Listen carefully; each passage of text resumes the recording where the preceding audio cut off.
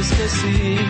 Una vez que yo te digo por fin, estás fresca. 4 minutos faltan para las 9 de la mañana y estamos acá acompañados en el estudio hoy. Por suerte, estamos con Oscar de Isasi, él es el titular de ATE de la provincia. Oscar, ¿cómo va? Buen día. Muy buen día, ¿cómo te va? ¿Todo bien? A ustedes, en realidad. Bueno, un placer recibirte aquí. Te hemos sacado tantas veces por radio. Sí. Creo que casi que eso es un despertador ya a esta altura, ¿no? Todas las mañanas. Nosotros somos el despertador, pobre. Lo llamamos a él y él despierta. Hay un gran mundo que tiene que ver con los empleados públicos, sobre todo, que nos escuchan desde muy temprano, nos acompañan, nos preguntan, y la verdad que es un conflicto que los ha mantenido preocupados a todos, que evidentemente ha sido tal vez uno de los conflictos más llamativos, ¿no? Por la falta de respuesta.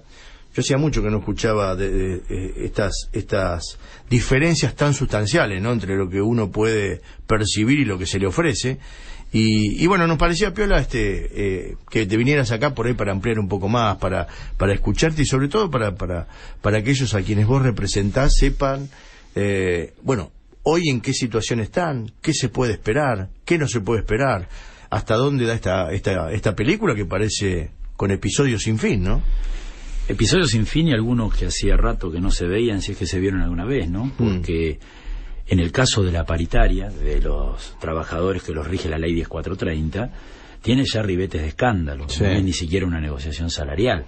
Ya hace casi 2 meses que se cerró esa paritaria de manera ilegal, ha quedado probado, por eso 3 fallos judiciales ratifican esto que estoy diciendo, que ha quedado probado que ha habido falsificación de documento público, y no por alguna persona que andaba por ahí, sino por el ministro de Trabajo Villegas y el secretario de Relaciones Laborales Di Paolo, y con una oferta salarial, que es lo que está en el fondo, una oferta salarial que, como vos bien decís, hace mucho tiempo que no había tanta distancia entre la oferta del gobierno y la pérdida del poder adquisitivo de los trabajadores y trabajadoras. Vos imaginate que la provincia de Buenos Aires no es que ahora está perdiendo poder adquisitivo los trabajadores en este tiempo solamente. Nosotros en el 2007, finales del 2007, gobierno de Solá, si no me equivoco, un salario mínimo era el equivalente a la canasta básica, es decir, a la que te ponía por encima de la línea de pobreza.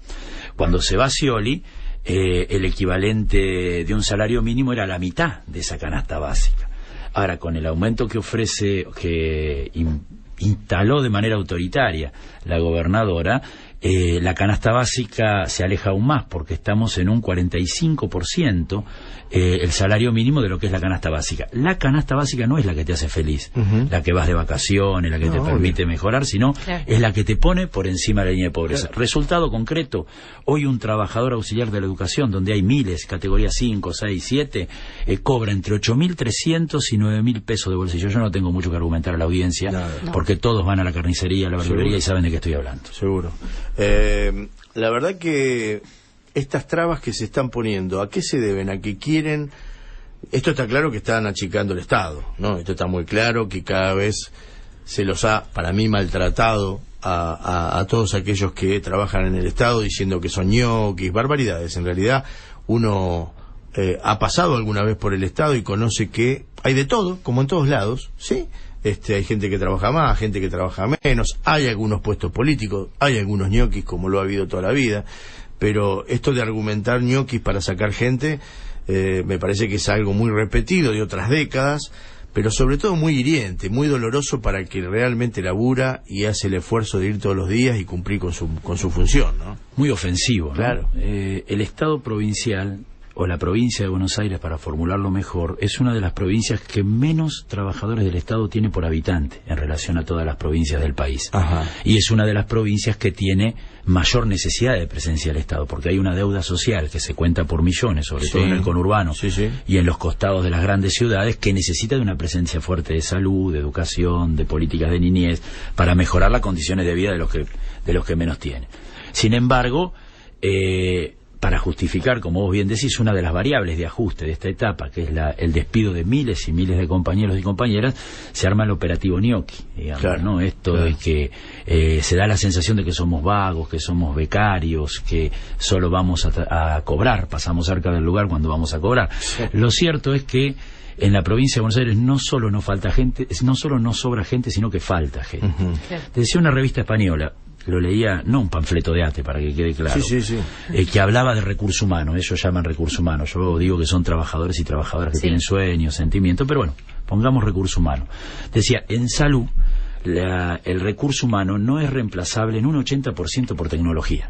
Por más que se incorpore tecnología en el sistema sanitario, uno no puede reemplazar un enfermero, no puede reemplazar un trabajador social, un médico. Entonces, en gran medida, la correcta aplicación del sistema de salud está ligada a tener una correcta política de recursos humanos. Uh-huh. Totalmente. Está claro que si una sala tiene un solo enfermero y hay 60 pacientes, no es lo mismo que si un enfermero atiende 4 o 5 pacientes.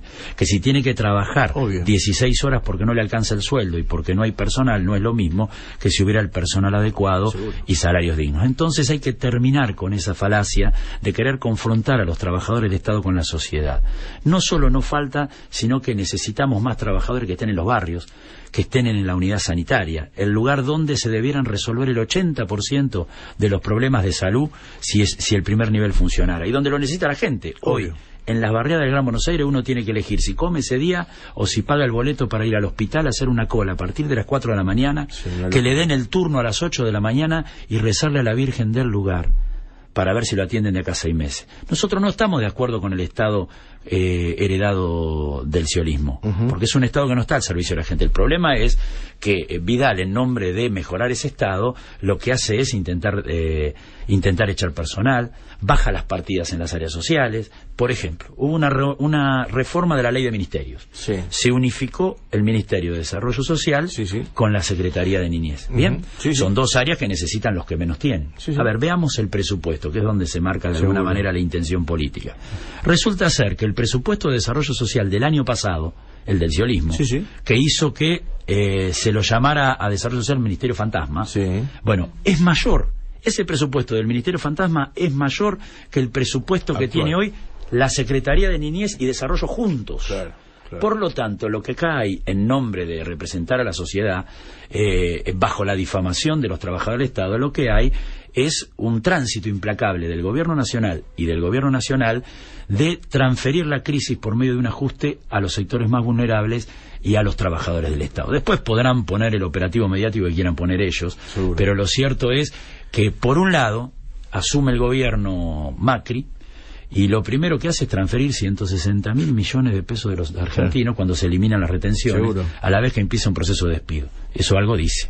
Sí, está claro, y es obviamente algo que no se puede discutir a la hora de transferencia de riqueza y demás, ¿no? De dónde va el dinero en definitiva de los impuestos. A mí lo que más me golpea, obviamente que hay muchos lugares que son fundamentales, ¿no? Uno, qué sé yo, puede repasar los comedores para llevarle la comida a los chicos, por marcar un ejemplo, pero me quiero plantar por lo menos por este instante en el tema de la salud, porque marcaste algo que realmente es así. Yo estoy viviendo en Berazategui y si el Evita Pueblo no llega a atender un día, directamente no hay salud en toda la ciudad, ¿no? Que tiene una gran cantidad de gente, y uno ha visto acá que han aparecido los UPA, el UPA acá, el UPA allá, pero no hay personal. O sea, ya desde antes no había personal adecuado, o se ponía cualquier gente como para sacar la cuestión política y decir, bueno, vieron que pusimos en determinadas cuestiones, pero en definitiva no había personal, no había quien atendiera. Y me parece que sí estaba bueno como para descentralizar la cuestión, ¿no? Decir, bueno, vos tenés una salita pero realmente bien puesta cerca de tu casa, no te tenés que ir hasta el centro, no tenés que provocarte gastos, no tenés que por ahí hacer colas como loco. Digo, ¿por qué es tan difícil reacomodar esto? Si en realidad por ahí con la misma cantidad de gente, o hasta con menos, pero reordenándose la cuestión, se podría hacer un trabajo mucho más lógico y sobre todo importante para la gente de cada una de las barriadas, ¿no? Lo primero que hay que establecer es si la provincia de Buenos Aires puede o no invertir en mejorar las políticas públicas, salud, educación, niñez, desarrollo social. Porque es la primera reflexión. Si no puede, si fuera Marruecos, Sí, solo obvio. hay arena, Claro. Sí. quizás uno diría, bueno, no queda otra, se y puede. entonces hay que pedir ayuda a los Sí, organismos sí, internacionales, sí, sí. queda subordinado a eso. Ujú. Ahora, la provincia de Buenos Aires genera alrededor del 37% de la riqueza del país. Ujú. De ese 37%, solo el 9% pasa por el circuito del Estado. Es decir, el resto, el 91% de la riqueza que se genera en nuestra provincia, queda librada al libre comercio. El más fuerte se devora al más débil. Yo no soy partidario en la provincia de Buenos Aires. En Cuba sí soy partidario de restatizar todo, Sí. pero en la Argentina no hay que No. restatizar Y todo. no. Lo que sí el Estado tiene que tener, tiene que manejar los destinos de control. la economía, Claro. porque si no termina siendo canibalismo. Seguro. puro.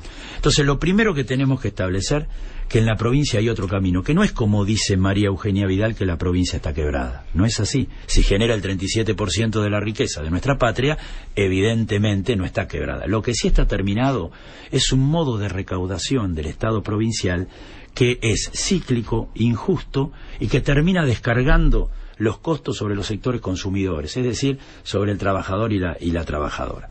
Habiendo, en ese sentido, entonces hay otro camino. ¿Cuál es el otro camino? Si nosotros peleamos, y estamos de acuerdo con que María Eugenia Vidal vaya a pelear el fondo del conurbano, bienvenido Seguro, sea. ojalá. Nosotros venimos reivindicando Sí, eso. sí. Si en el 2015 el fondo del conurbano bonaerense hubiera estado descongelado, cobramos 650 millones de pesos, ¿me seguís? Ujú. Porque está Sí, congelado obvio. desde el 95. Sí, sí. En octubre del 2015 hubiéramos tenido 27.000 millones de pesos Oh. que le pertenecen a la provincia. ¿Qué te parece? En ese momento nos juntamos con Vidal, fue de las primeras reuniones que tuvimos, la única en realidad, el 23 de diciembre fue. Ujú. Y estaba en discusión el bono de fin de año de 5.000 pesos Sí. para todos los trabajadores y trabajadoras. Si el gobierno hubiera querido, porque era decisión del gobierno nacional, no del gobierno Sí, sí. provincial, pero son del mismo signo, los votaron por la misma boleta, plantearon las mismas cosas, debería ser fácil poder ponerse de acuerdo en eso. Con esos con el 12%, seguime, el 12% de esos 27.000 millones de pesos Sí. hubiera alcanzado para pagar el bono de 5.000 pesos por única vez a los 630.000 trabajadores y trabajadoras de la provincia. Ujú. Del policía que dicen defender, de la comisaría más lejana, Sí. pasando por el médico, el auxiliar y el docente. O sea, ¿de qué depende, que es tu pregunta original? Depende de una decisión política, de hacer una reforma tributaria que realmente grave la riqueza. La Argentina, hay 200 grupos económicos, la mayoría radicados en la provincia, Sí. que ganan cuando la economía crece, ganan cuando la economía se estanca Sí. y ganan cuando la economía decrece. No pierden jamás. Ahí hay que ir a buscar los recursos. Con esos recursos alcanza para invertir en salud. ¿Qué hay que hacer con salud? Pero no es porque yo lo digo, porque soy bárbaro, un lúcido. Hay todo un recorrido histórico de pensamiento sanitario que claramente dice que el 80% de los problemas de salud se detectan y se resuelven en el primer nivel de atención. Claro. Entonces hay que fortalecer en recurso humano, en infraestructura, lo que es la unidad sanitaria. Hay que revalorizar el hospital público, Y sí. para que no puede ser que a partir de las 6 de la tarde te llegue desde el resfrío hasta la enfermedad más compleja. Claro, Como claro. la unidad sanitaria está absolutamente debilitada, Sí, sí. hay que generar esos fondos, parte de esa riqueza, de ese 37%, hay que ponerlo para que los medicamentos, los sueros y las vacunas estén al alcance de quien lo necesita y no de quien tenga capacidad de compra. Vamos a educación, que tanto habla el gobierno de Vidal. En el presupuesto 2016, el porcentaje en relación al total del presupuesto es el mismo que el del 2015. Y en el 2015 había sufrido una poda histórica en relación a años anteriores. Ahora, si yo en lugar, y quiero llegar a esta conclusión, si yo en lugar del 9% de lo que produce mi provincia logro capturar el 18%, no restatizar hasta los kioscos, el 18%, el resto queda para libre comercio. Mirá lo que te digo. Sí, sí. En lugar de tener 350.000 millones de pesos en el presupuesto 2016, tendría 700.000 millones de pesos. Habría recursos para salarios, para nombrar personal, para arreglar las escuelas, para comprar las estufas que todavía se están necesitando ahora que viene el invierno en las Sí, escuelas y en los hospitales. Entonces, el problema es que el gobierno está transitando, vuelvo a repetir, una decisión política consciente, que no es el único camino, de transferir riqueza de los argentinos a los grupos más concentrados y de castigar a los sectores populares. Eso se paga con mayor pobreza estructural, mayor desocupación, con cierre de fábricas, empresas y comercios medianos y pequeños.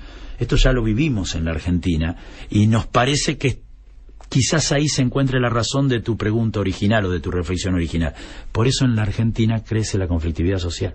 Cuando hay ajuste, el pueblo argentino pelea, y por supuesto desde la Asociación Trabajadora del Estado y desde la CTA Autónoma de la Provincia de Buenos Aires vamos a estar aportando para que esa pelea no se transforme en fragmentación y derrota, sino se transforme en una más justa y mejor distribución de la riqueza. Salarios dignos, estabilidad laboral, políticas sociales fortalecidas, es la consigna de este tiempo que encabezamos nosotros, ¿no? Se llama Oscar de Isasi, es un gusto escucharlo, ¿eh? Sí, porque aparte gremialista es muy claro a la hora de expresarlo y no digo que los demás no lo sean, pero está muy bueno también para aquellos que están escuchando del otro lado. ¿Cuánta gente representas hoy?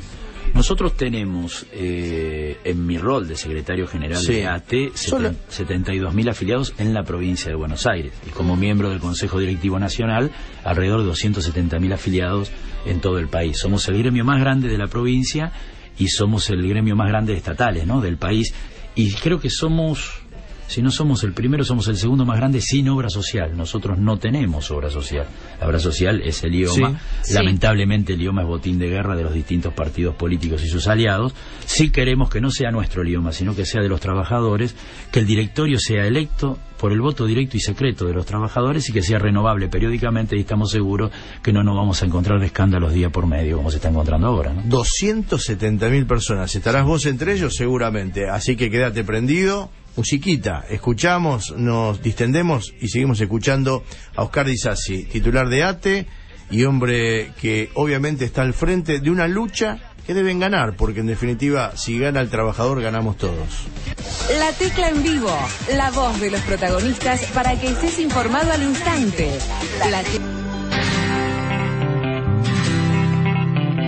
Otra vez que tú me dices que sí, una vez que yo te digo por fin, estás fresca, radiante, en todo expectante, tan bella, creciente, altiva, elegante. 16 minutos pasaron de las 9 de la mañana, una mañana fresca tenemos en La Plata en este momento, 6 grados 8 décimas, subió un poquitito, pero la sensación térmica continúa en 4 grados, la humedad del 82% y la máxima, va a alcanzar los 13, así que a salir bien abrigados. Bueno, seguimos aquí con Oscar de Isasi, titular de ATE. Bueno, el otro día se armó un bolonqui lindo, ¿no? ¿Cuál de ellos? El último, diría. Por la ley que quiere sacar la cuestión administrativa, esto de darle contratos que tengan validez por un año. Contale un poquito a la gente los puntos más salientes de esto que quiere institucionalizar la provincia y que obviamente va en detrimento sobre todo del laburo estable, ¿no?, del estatal. Sí, va en detrimento del estatal y va en detrimento del Estado como un Estado presente para mantener los equilibrios y que el poderoso no se coma al más débil, ¿no? ¿Por qué decimos esto? Porque el proyecto de ley de emergencia administrativa y tecnológica, así se llama, que es uno de dos, después le sigue el de modernización del Estado, en el caso de pasar, tiene dos objetivos que son muy claros. Uno atañe directamente a los trabajadores del Estado, que es aumentar aún más la precarización laboral en el Estado provincial. Nosotros tenemos miles de trabajadores que están contratados en distintas formas de contrato sin estabilidad laboral, que venimos bregando y peleando para que pasen a planta permanente, o sea, que tengan estabilidad, que cada 31 de diciembre no tengan la angustia de no saber si van a seguir trabajando. Todos están en las escuelas, en los hospitales, haciendo todo lo que pueden, sacando el corazón para brindar incluso prestaciones más allá de lo que los gobiernos a veces quieren, ¿no? Digo, por esto de los ñoquis que hablábamos, por eso me detengo a reivindicarlos. Y en general, sobre todo en estos 4 años, hemos logrado, 4 años anteriores, hemos logrado el pase a planta permanente de 40.000 trabajadores. Ninguno fue por un trámite, esto también quiero establecerlo, todos fueron fruto de la pelea, ninguno fue una notita por duplicado, porque con las razones no alcanza, si no hay fuerza para imponerlo, a veces las razones te la ponen en último lugar y no aparecen nunca los hechos concretos. ¿Qué hace este proyecto de ley en lo que hace a la relación laboral? Crea un contrato que se llama contrato autónomo, ¿bien?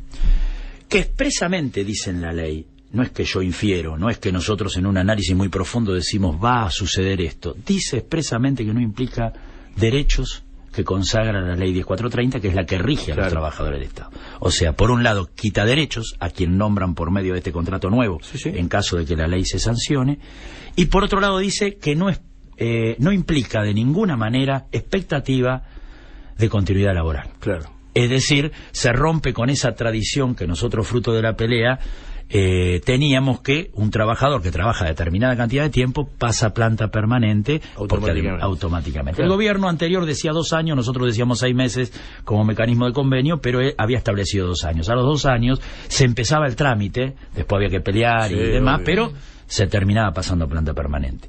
O sea, deja claro ese nuevo contrato, lo que deja claro que no va a haber derechos ni continuidad laboral. Terrible. Pero expresamente, no es que uno lo puede inferir después de leerlo, releerlo, dice expresamente eso. ¿Qué otra cosa dice? ¿Por qué nosotros decimos que va hacia la destrucción de lo poco que queda del Estado provincial? Porque Scioli dejó poco, no es que Scioli dejó un Estado presente y justo. No. Ahora, María Eugenia Vidal, en nombre de la emergencia administrativa, va por rematarlo.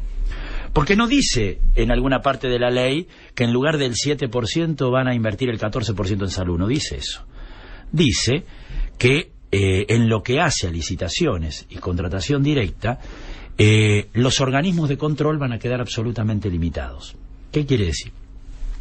Que permite el ingreso del sector privado al Estado, limitando los controles al mínimo, cuando no permitiéndolo que ingrese sin ni siquiera estar en el listado de proveedores. Claro. Ejemplo, en un punto de la ley plantea que los organismos de control, esto es la Contaduría General de la Provincia, la Asesoría General de Gobierno y la Fiscalía de Estado, tendrán 10 días hábiles para determinar si la contratación que efectúa el Estado con determinada empresa es válida o no. De no llegar en esos 10 días hábiles, se tomará como positiva. O sea, el silencio de los organismos de control se toma como válido para poder contratar. Segunda cuestión. En general, quienes hacen contratación con el Estado están en la lista de proveedores o de licitadores. Porque obviamente una empresa que estafó al Estado no puede volver a contratar al Estado.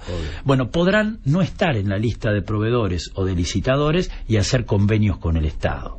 ¿Me seguís? Y se podrán inscribir en un tiempo posterior. Y el tiempo posterior lo va a fijar la reglamentación. Con lo cual estamos en presencia de una herramienta jurídica que lo que quiere es permitir que ingresen rápidamente las empresas amigas para hacer todo tipo de negocios con las arcas del Estado, con los funcionarios amigos, y a la vez precarizar las relaciones laborales a tal punto de poner en riesgo la fuente laboral. Nosotros tenemos 10.000, quiero ser justo, más de 10.000 trabajadores auxiliares de la educación que son temporarios. Que el 31 de diciembre, en el mejor de los casos, se le vence el contrato.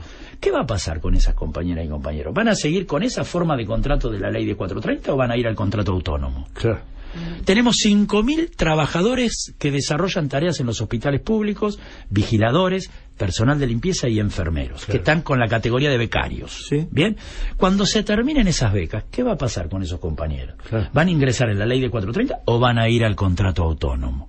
Por lo tanto, hay más de 15.000 trabajadores que hoy están trabajando en el Estado que corren el riesgo de perder derechos y corren el riesgo de cancelar absolutamente su posibilidad del pase a planta permanente.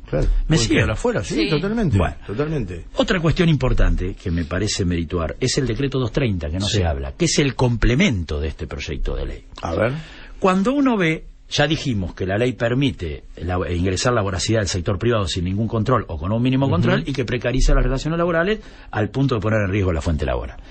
¿Quién tiene las facultades para decidir sobre eso? ¿La gobernadora?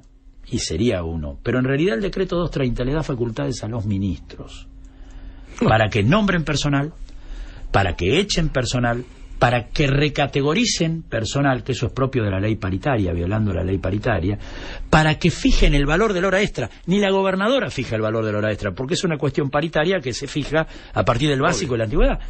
Por lo tanto, pero sin embargo le da potestad a los ministros. Y uno se pregunta, ¿y por qué? ¿Por qué los ministros se convierten en verdaderos señores feudales que pueden decidir sobre la vida laboral de los trabajadores y sobre las contrataciones de cada una de las áreas? Y ahí yo quiero hacer una afirmación absolutamente política.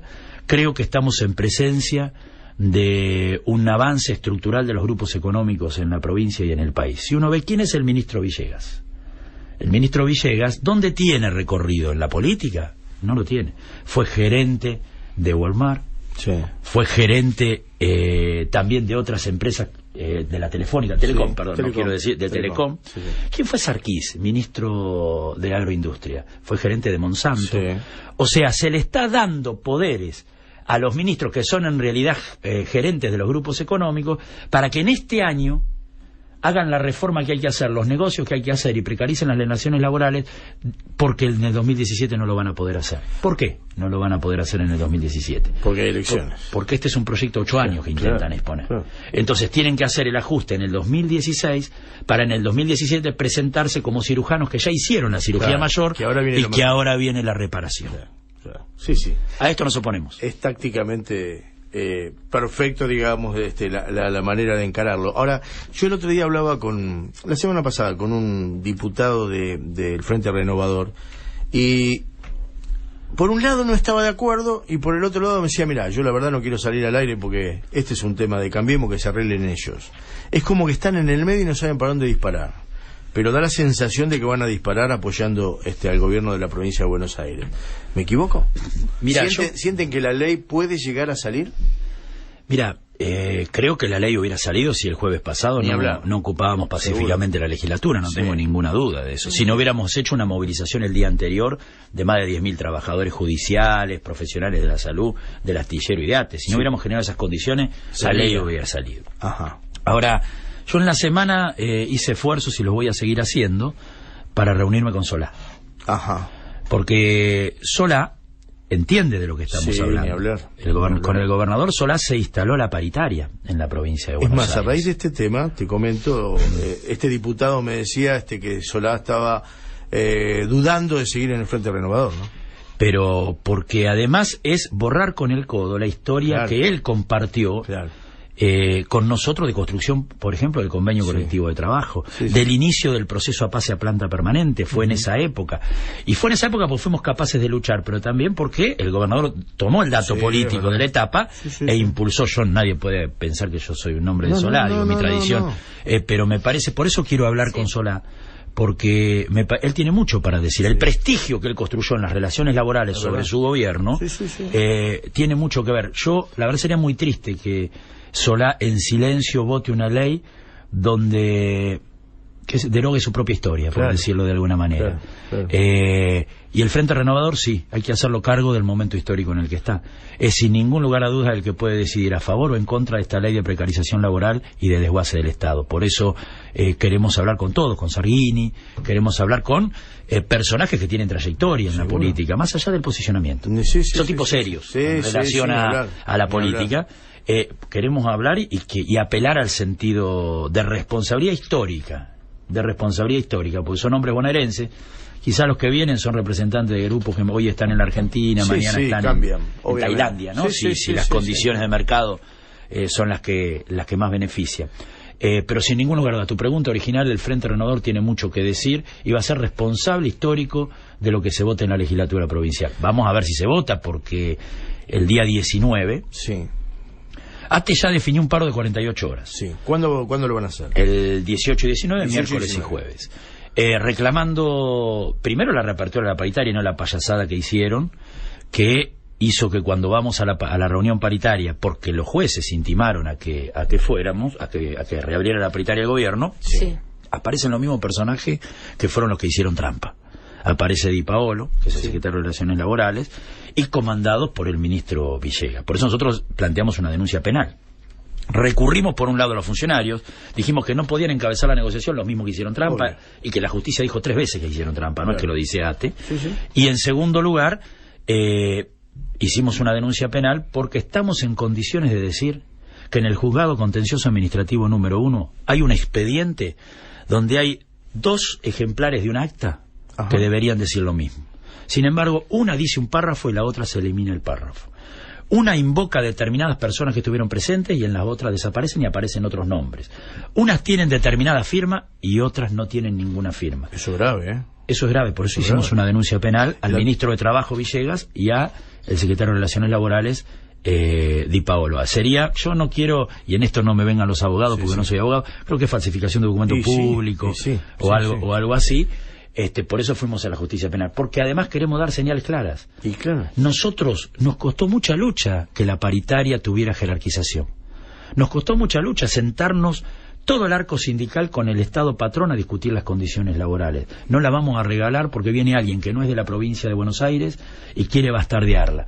Nos subestimaron al movimiento obrero estatal en la provincia. Pensaron que con una maniobra autoritaria e ilegal la cosa se terminara. Nosotros tenemos una tradición de lucha muy importante. Tenemos mucho respeto por la democracia. Primera cuestión.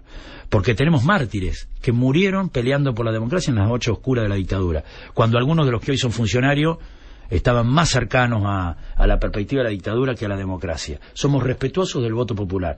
Ahora somos inflexibles. La democracia no es solo votar cada 2 o 4 años.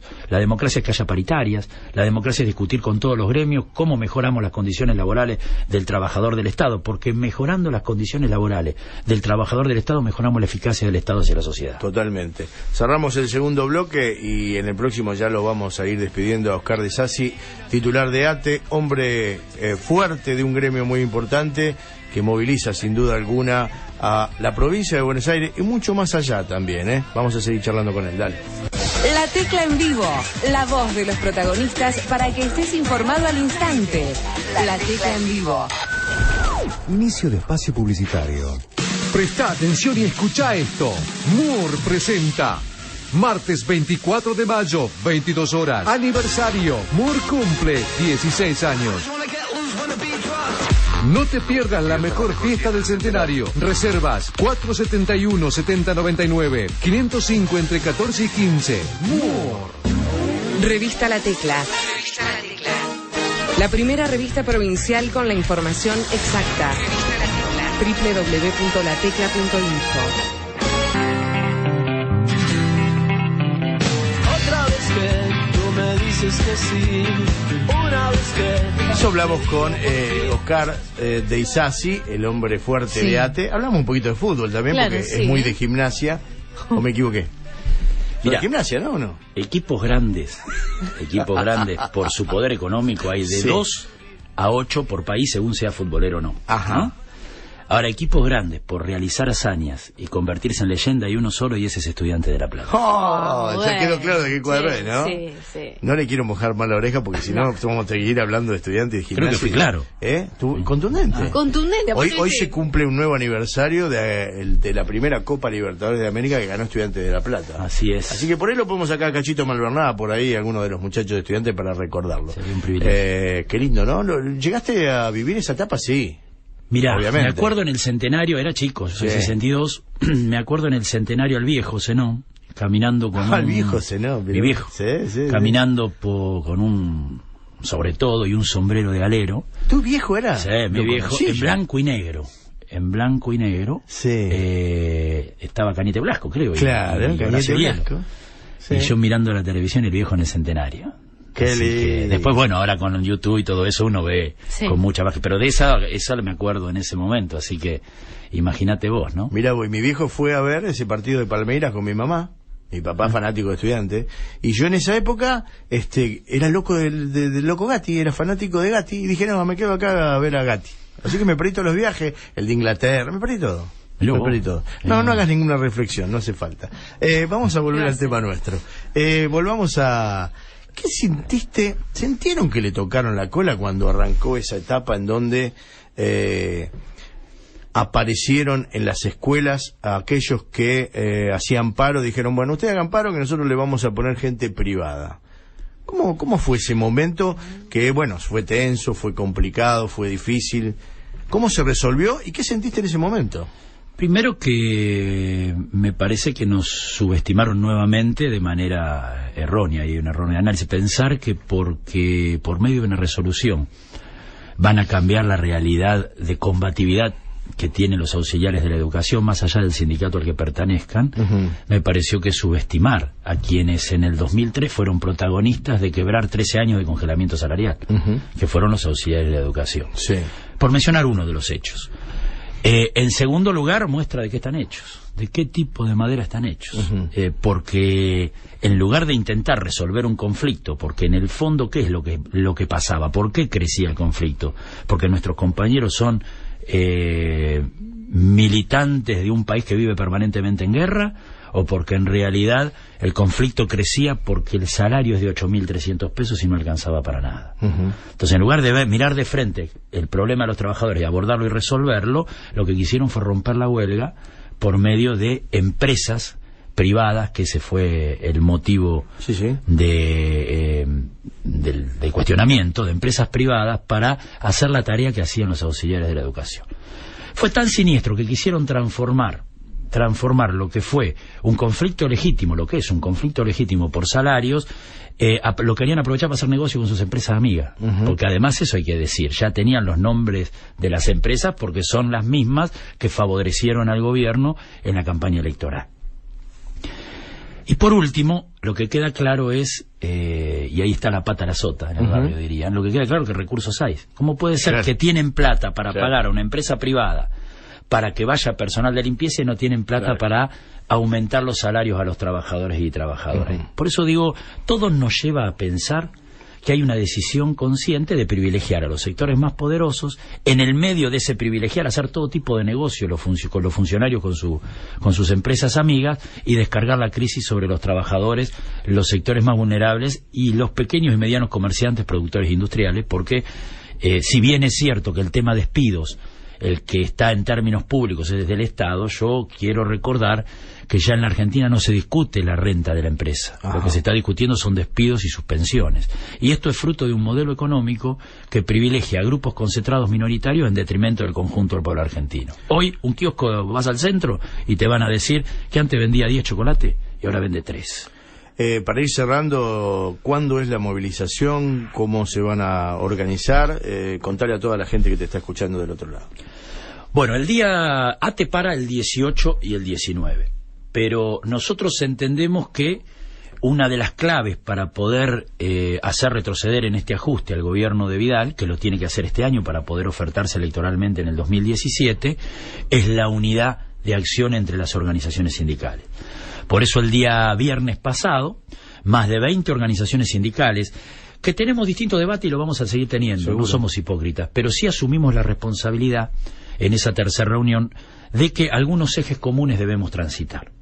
Uno es la lucha contra el ajuste, la defensa por el salario, la defensa de la fuente laboral y la pelea por un Estado que beneficie a la mayoría de los bonaerenses. En función de esos tres ejes y todos los que se derivan, para no ser extenso, hemos resuelto movilizarnos el día 19, a las 10 de la mañana concentramos, a la legislatura provincial primero, para denunciar estos proyectos de ley que te mencioné al principio de la nota, y luego a la Casa de Gobierno exigiendo un aumento salarial acorde a las necesidades de los trabajadores y trabajadoras del Estado, que termine con la angustia de nuestras familias, el reinicio del proceso de pase a planta permanente de miles y miles de trabajadores, la reivindicación de la paritaria como un mecanismo de relación entre los representantes de los trabajadores y el Estado patrón, y por supuesto reiterar que no queremos ajuste en la provincia de Buenos Aires. Estamos convencidos, quizás el jueves vos digas que no, pero estoy absolutamente confiado, que vamos a construir un dato político, pero político no partidario, político, que la gobernadora debería hacerse cargo. Van a ser miles y miles los trabajadores del Estado que a 2 meses de haber cerrado la paritaria, cuando el gobierno ya pensaba en meter el ajuste porque todo iba a estar tranquilo, a 2 meses vamos a ser miles reclamando salarios dignos, que se mire de frente a los problemas de los trabajadores y trabajadoras y que se los resuelva. Esperemos, en términos futbolísticos, que la pelota que va a quedar del lado del gobierno la devuelvan redonda y no la tiren a la tribuna, porque si la tiran a la tribuna, lo único que va a garantizar el gobierno es profundizar la conflictividad social. Nosotros, eso sí, nos vamos a poner al frente. Impecable, y te agradezco la visita, así como nosotros sacamos ministros, sacamos senadores, diputados, tratamos de que los gremios tengan su lugar, que los trabajadores tengan su lugar y se sientan obviamente identificados y escuchen aquellos que los están defendiendo, cómo los defienden, por qué los defienden y qué es lo que esperan de ellos, ¿no? Me parece que en la nota hemos tratado de manejarnos por todas las cuestiones que tienen que ver con los estatales, en este caso, que son 270.000, me dijiste. Son 630.000 los estatales. 630.000. 270.000 son los afiliados de ATE en todo el país. En todo el país. Sí, 630.000 son, abarca policías, todos los que dependen del Estado. Yo sencillamente quiero decir que cuando hablo tengo el privilegio de expresar una construcción colectiva, incluso de miles de compañeros que no tienen la posibilidad de salir en los medios, pero que todos los días se levantan temprano y viven como dicen que hay que vivir. El prestigio de ATE no es un prestigio mío, seguramente yo tendré algo que ver, pero es un prestigio de miles de delegados anónimos que todos los días dicen hay que ponerse al frente de la pelea y se pone. Creo que es importante precisar esto para ser justo. No vaya a ser cosa que uno crea que con superhéroes se gana. En realidad los superhéroes ganan en las películas que duran 2 horas. El protagonismo colectivo es el que nos hace fuerte como trabajadores, y por eso quiero reconocer a esos compañeros y compañeras que en silencio construyen el prestigio de ATE y que hacen posible que nosotros en todo caso transmitamos nuestras propuestas e ideas en términos públicos. Habrá que pensarlo, ¿no? Pero ¿quién es más ñoqui? ¿El que se levanta a las 7 de la mañana y va a laburar todos los días, o el que nació en cuna de oro y no tiene que hacer ningún esfuerzo? Gracias, Oscar, No, por favor. La Tecla en vivo, la voz de los protagonistas para que estés informado al instante.